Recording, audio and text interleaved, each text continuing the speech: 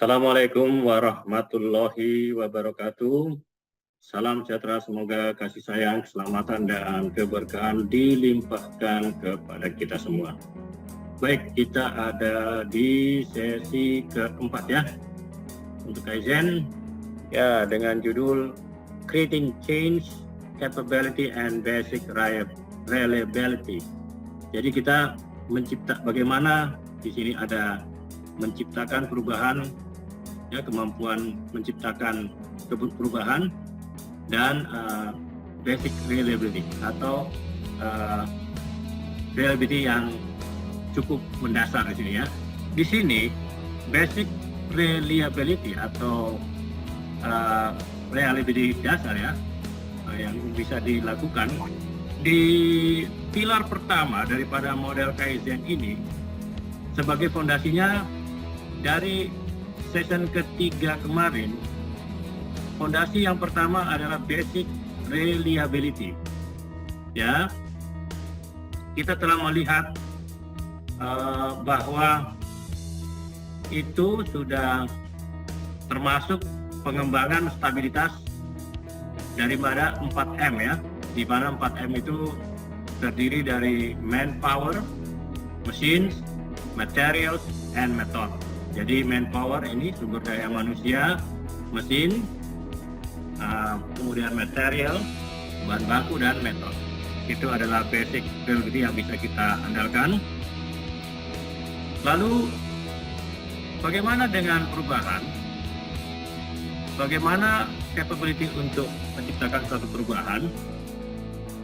Stabilitas ini dapat diukur ya, tadi stabilitas tersebut dapat diukur dengan cara ya, kepercayaan daripada atau mempercayai daripada basic resource, sumber daya basic yang bekerja yang dapat diandalkan ketika kita membutuhkan mereka untuk mengeksekusi pesanan pelanggan ya.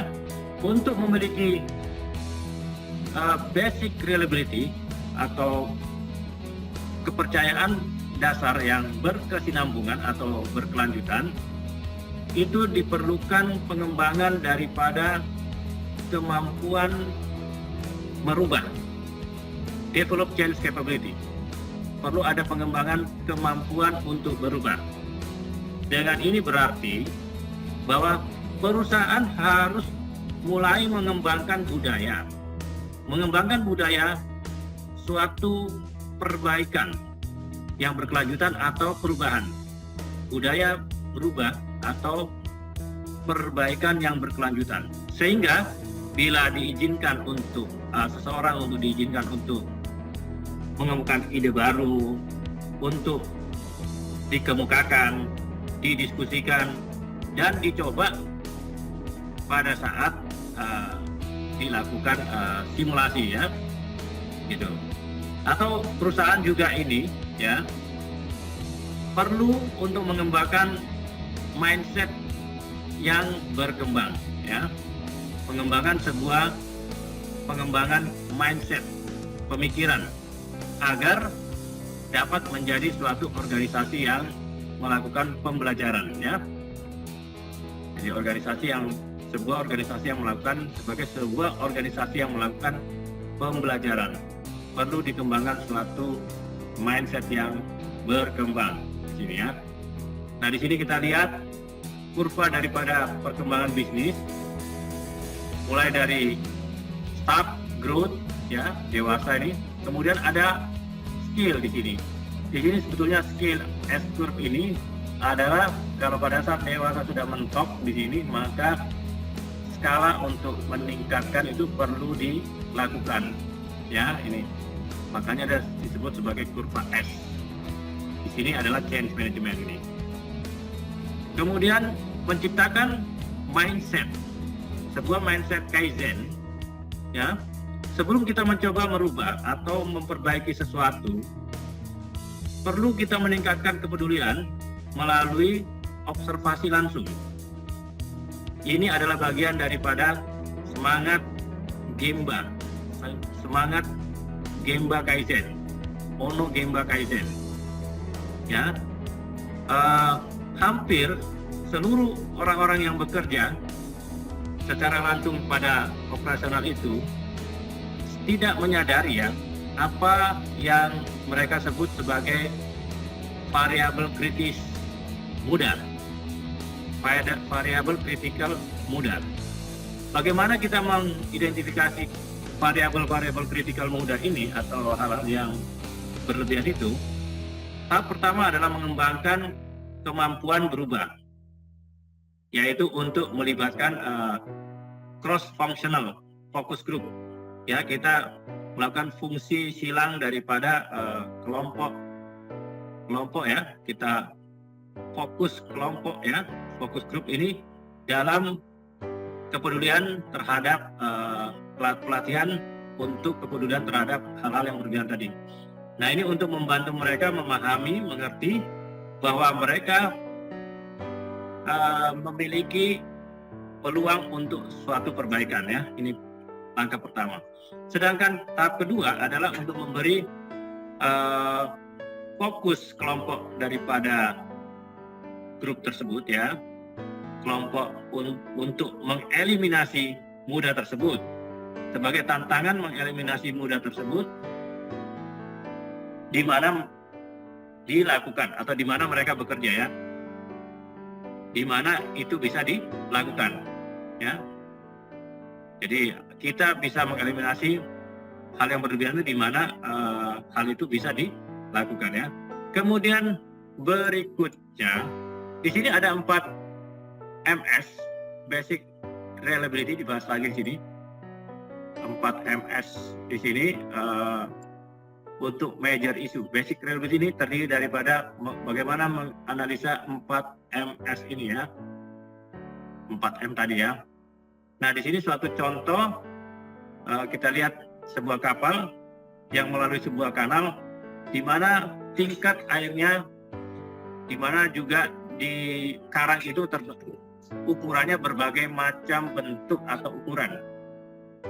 Ini adalah sebuah metafora tentang basic reliability, kemampuan kepercayaan basic ini ya.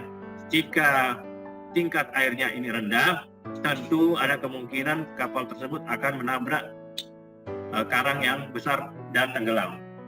Dan di sini karang-karang yang besar tersebut adalah merupakan isu-isu yang bervariasi terkait dengan 4 MS itu ya. Oleh karena kita lihat di sini end of inventory, gambaran kita di sini ada high inventory level.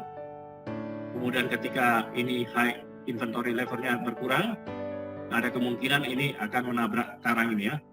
Nah, ini kita analogikan inventory ini sebagai stock level ya, high dan ada penurunan ini. Nah, di sini the exact nature of the rock ya, ukuran alami daripada karang di laut ini diumpamakan sebagai inventory dapat bervariasi dari perusahaan ke perusahaan. Kita akan melihat basic reliability di sini, lalu sehingga kita dapat lebih terhubung ya, hanya terhubung dengan kita hanya concern atau fokus ke karang yang besar saja, sehingga ini yang dapat mengakibatkan problem yang sangat signifikan.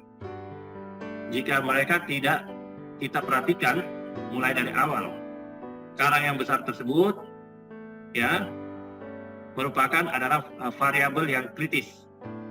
Termasuk di sini adalah ketepatan waktu ya, kita lihat absensi, ketersediaan rasio mesin, material yang habis rasionya, kemudian ada rasio daripada kualitas yang rusak, kemudian ada juga resisten yang besar untuk suatu perubahan ya.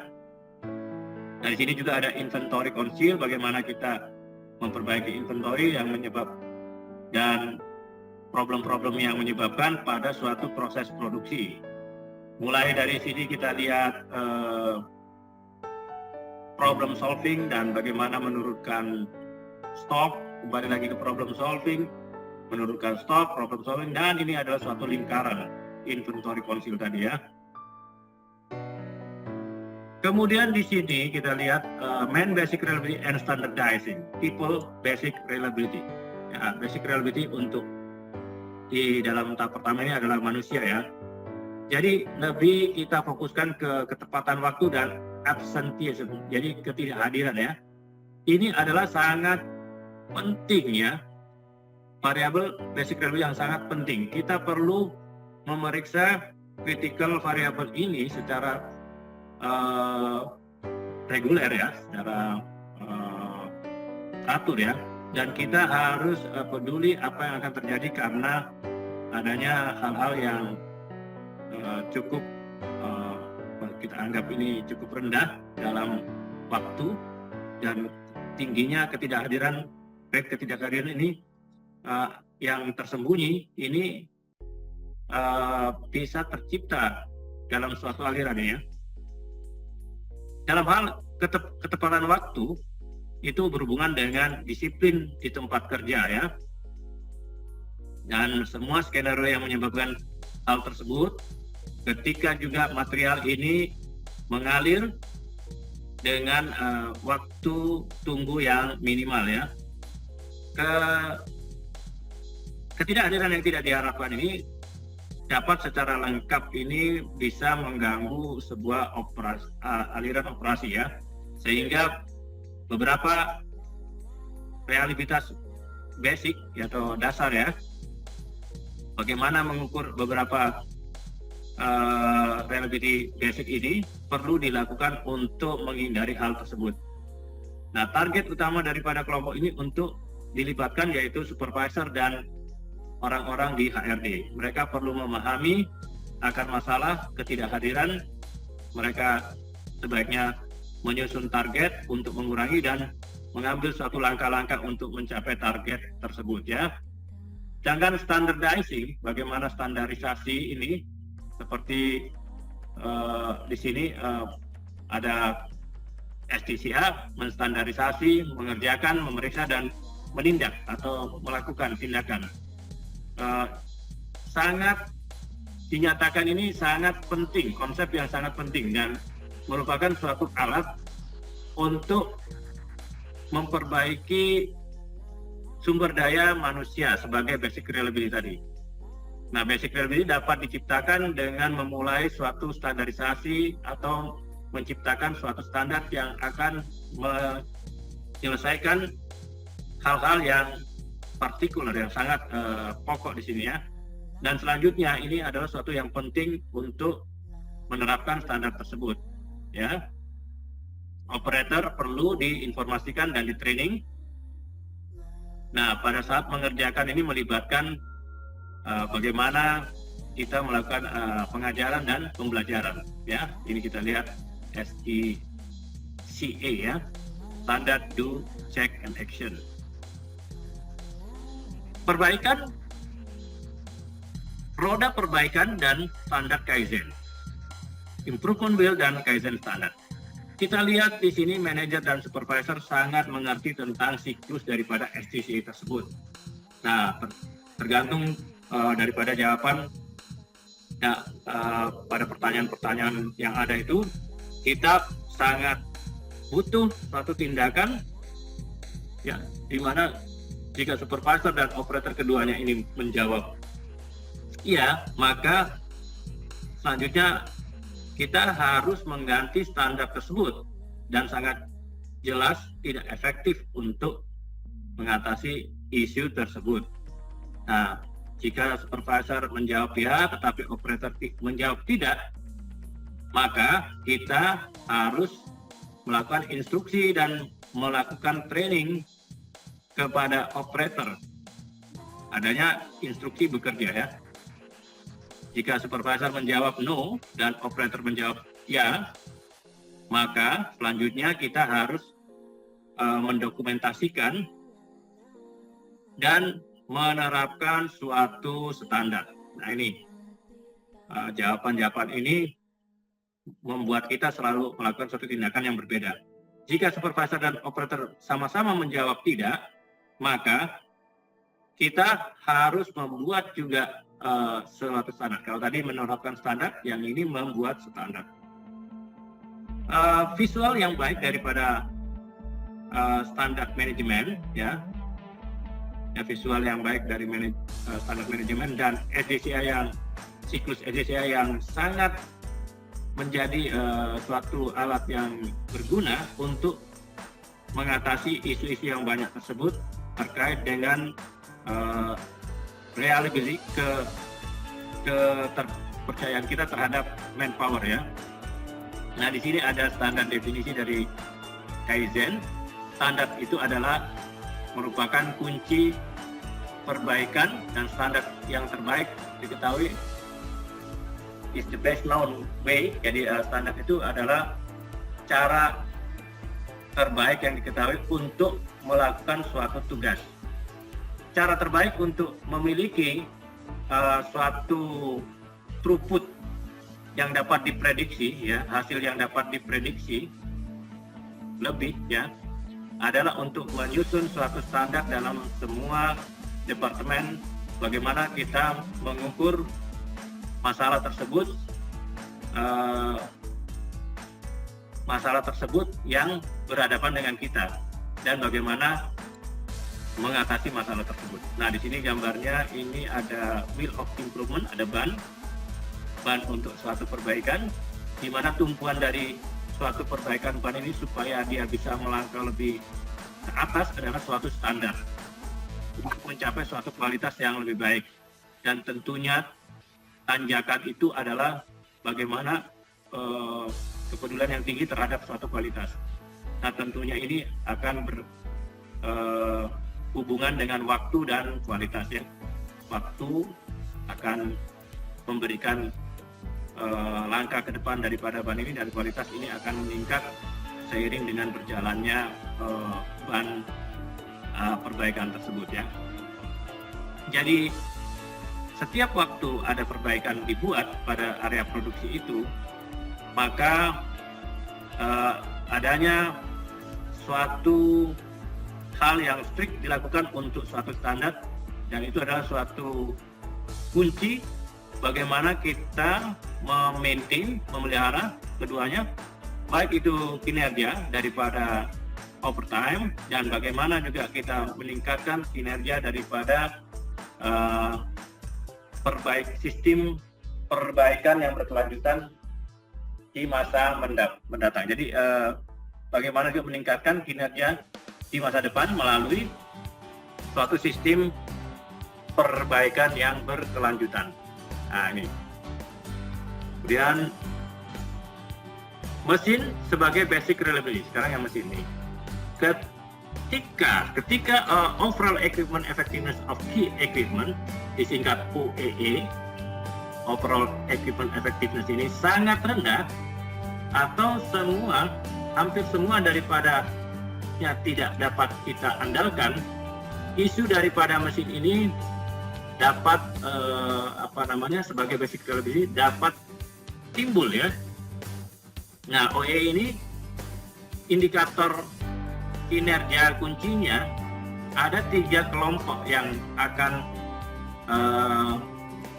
dikalahkan di sini. Adalah ketersediaan yang hilang, adanya kinerja yang hilang, dan quality yang hilang juga di sini ya. Beberapa elemen dari kalkulasi OEE ini, pertama itu sangat perlu untuk mendefinisi peralatan yang dioperasikan ya. Kemudian ini adalah waktu untuk bagaimana peralatan itu direncanakan dan diharapkan dapat bekerja pada hari yang telah diberikan, dan bagaimana waktu operasional ini sebagai basis daripada take time kalkulasi, perhitungan take time tadi ya. Kemudian di sini ada gambar waktu daripada tipe daripada equipment yang terdampak. Waktu-waktu yang di sini ada availability losses seperti break, maintenance clearing, plant training, breakdown repair, production dan over. Untuk performance loss ada cycle flower time dan tag, Microsoft kurang dari 10 menit, empty run, start up and shut down di sini. Quality loss termasuk di situ error and defect, scrap dan rework. Ya, nanti artinya ini coba Anda cari nanti terjemahannya masing-masing ini.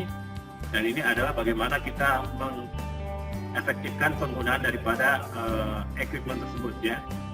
Nah, bagaimana kita memperbaiki daripada mesin basic reliability atau keandalan basic daripada mesin ini? Ini adalah suatu pertanyaan. Kita perlu sebuah impact yang cepat yang dapat dicapai melalui Gemba Kaizen workshop yang terfokus ya. Lalu materials basic reliability, tadi mesin ya, sekarang materials itu terjadinya karena kekurangan daripada spare part, supply spare part atau bahan baku ya, untuk memperform sebuah operasional, untuk melakukan suatu operasionalnya.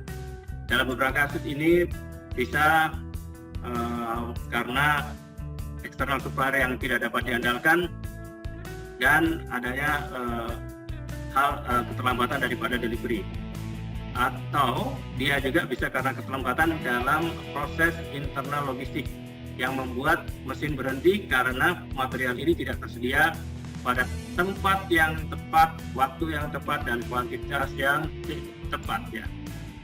Bagaimana meng-apply daripada prinsip basic reliability pada situasi tersebut menunjukkan bahwa level of stock out tingkat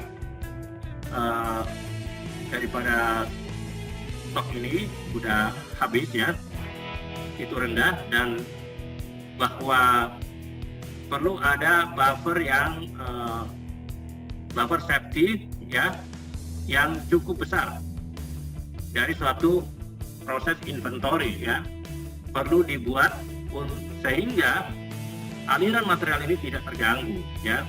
Pada awalnya proyek yang ini sebagai aliran yang menarik, fokus untuk menemukan bagaimana karang yang benar-benar besar ini berhubungan dengan material, dan bagaimana teknik perbaikan utama difokuskan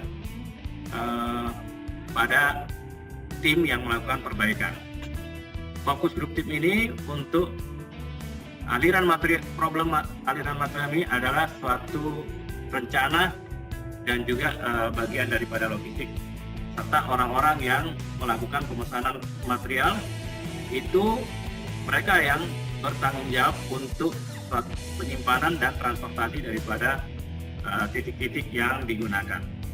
Kita bisa menggunakan top 10 list daripada isu-isu material dan juga proses perbaikan dari PDCA. Tim ini akan mencapai suatu hasil yang cukup cepat ya. Satu kata sebagai suatu saran, Kaizen dalam logistik dan supply chain system, dan bagaimana penciptaan daripada alat-alat yang bisa dilakukan di sini atau aliran daripada flow tool ini ya, dan solusi termasuk daripada beberapa pilar daripada model tersebut akan menjadikan isu-isu supply materi hampir menjadikan akan mengatasi hampir seluruh isu-isu supply daripada material tersebut. Jadi nilai-nilai yang di sini dilihat yang menghabiskan waktu itu kadang-kadang juga dapat dipertanyakan, dan yang sangat penting untuk lebih realistik ketika mengakses apakah isu yang diberikan dari material basic yang diandalkan ini, apakah kita harus melakukan suatu counter attack, melakukan suatu tindakan di tempat awal, atau pengalaman daripada Kaizen ini menyarankan bahwa hampir untuk semua kasus ini yang terbaik adalah menciptakan suatu sistem solusi atau sistem solution ya, suatu sistem yang bisa melakukan suatu solusi ya. Ini akan tentu saja mengatasi masalah yang banyak tersebut atau dapat diatasi secara paralel. Bagaimanapun ini selalu menjadi suatu praktek baik ya, praktek yang baik untuk memeriksa semua atau segala problem yang sangat besar ya, problem yang terjadi yang sangat besar dengan supplier ataupun untuk proses internal dan eksternal dari suatu logistik ya. Metode sebagai basic reliability. Jadi bagaimana mengenalin daripada suatu produk yang baru perlu secara hati-hati di-assess ya. Biasanya itu dimulai dari produk yang baru dengan orang baru, mesin baru, material dan baru, dan metode yang baru.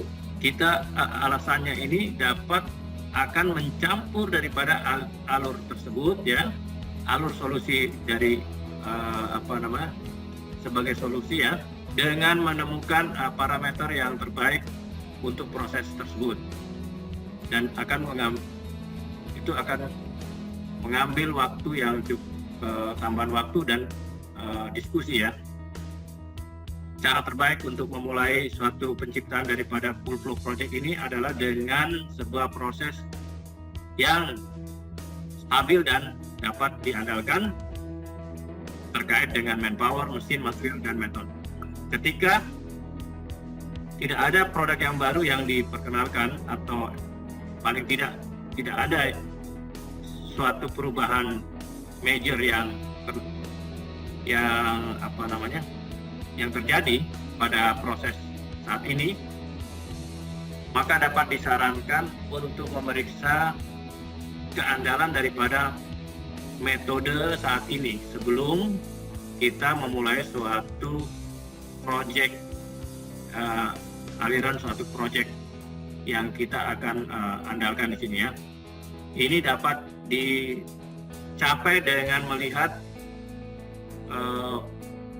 semua isu-isu yang major dari waktu, kualitas, dan safety ataupun juga ergonomik, dan bagaimana kita melakukan suatu workshop Gemba Kaizen dengan sebuah kelompok yang fokus di sini ya.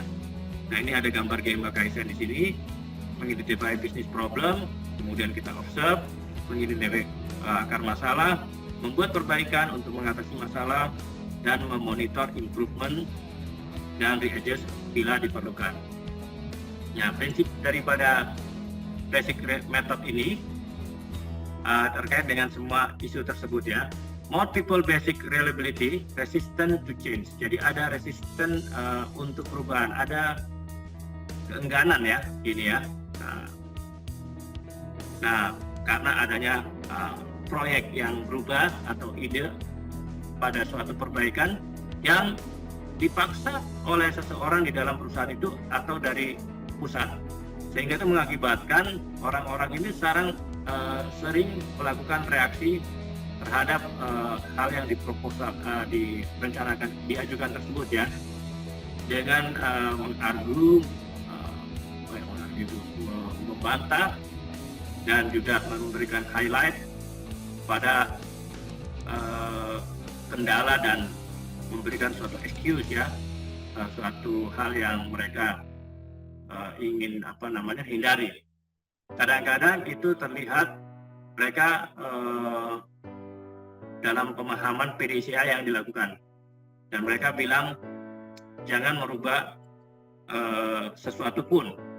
Nah, oleh karenanya itu hal yang sangat bijak untuk memulai suatu pilot area, sesuatu yang baru, dan memperbaiki sesuatu yang sukar di operasional ini untuk suatu efisiensi atau memulai suatu yang simple ya, dengan menggunakan 5S ya. Kita udah tahu 5S itu ya, mulai dari sort, out, straighten, scrub, ini mensortir, straighten, scrub, standardize, dan sustain ya, atau disebut juga sebagai Seiri, Seiton, Seisu, Seiketsu, and Shizuke. Nah, setelah 5S workshop ini, working hours mudah-mudahan terlihat lebih baik dan terorganize.